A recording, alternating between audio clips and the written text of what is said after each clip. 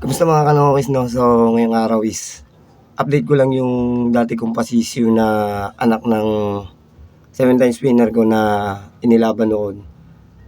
At nalahian din siya ng ano yun, ng minor blue ko, yung abuhin. Bale, ito sila nung day old pa lang. Tapos week old, bale yan sila. Bata pa sila no. So ngayon, ito na yung update sa kanila ngayon. Ayan. 2 months na sila dyan ngayon, no? Malalaki na. Bulto na ang katawan nila dahil nagpalit na tayo ng patukano. Nag-stag 1 to 4 na tayo, tapos binabasa na natin. So, ayan. Healthy sila kasi hindi naman sila nagkasakit.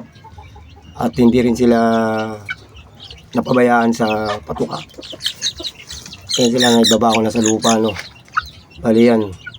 Manok na sila, mga ilang buwan na lang. O mga ilang buwan na lang, ililipat ko na sila sa ibang kulungan. Tapos ililipat ko naman yung iba kong mga sisiw. Siguro by next month, makapagbagawa ako ng 3 pang kulungan na hihiwa-hiwalay ko sila kasi baka mamaya pagdating ng mga 6 to 5 months mag-away-away na sila dyan, no? Pero sa ngayon naman ay hindi. Hindi pa sila nag-away-away at okay naman sila kasi magkakapatid naman yan. Bali, 4 yan. 2 pula, isang gray, isang abuhin, at saka isang babae. Bali, sa susunod na buwan, baka nakaano na sila, nakaiwalay. No?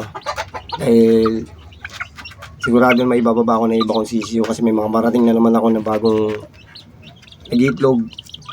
Sila naman yung bago kong aalagaan. Sa pagagin niya malalaki na pag mga ganyan na malalaki na, hindi na sila ganong alagayin pa. Kasi ano na yan kumbaga sa ligtas na sila dyan.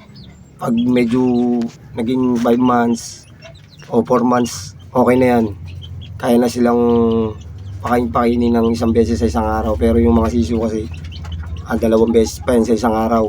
Lalo na pag mga week old o kaya day old, ayan. So, ngayon mga kanokes, no, update ko naman yung mga sisiw ko na ginagamot. Ang napansin ko lang, baledo, papakita ko rin sa screen, no. Ang napansin ko lang is, yung mga sugat nila is natuyo. Tapos, yung one eye goal nila, medyo humupa na, hindi na sila magang-maga. Pero yung isa, medyo maga pa. Bali, pero nakamulat na siya Dati kasi hindi siya makamulat. Talagang pikit yung mata niya na may sugat. Bali ngayon nakamulat na. Tapos yung iba naman, ayan, may itim yung yung bulutong nila. Tapos parang naging sugat na hindi ko mawari kung lang iba o talagang ganun lang. Siguro baka epekto yun ng gamot na pinaiinom ko. Baka ganyan talaga yung epekto niya sa bulutong. Siguro natutuyo na.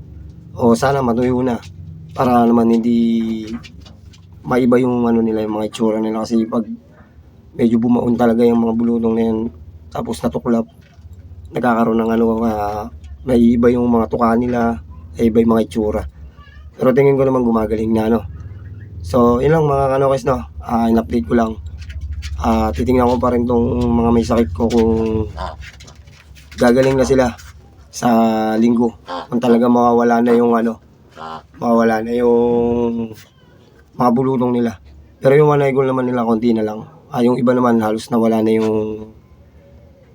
pagluluha sa mata nila. So ayun lang mga kanokes, in-update ko lang. So ayun lang mga kanokes, no. So kita-kits na lang tayo sa susunod na video. Sana maging okay na yung mga pasiso ko, no. So hanggang dito na lang yung video natin, no. Kita-kits na lang tayo mga kanokes.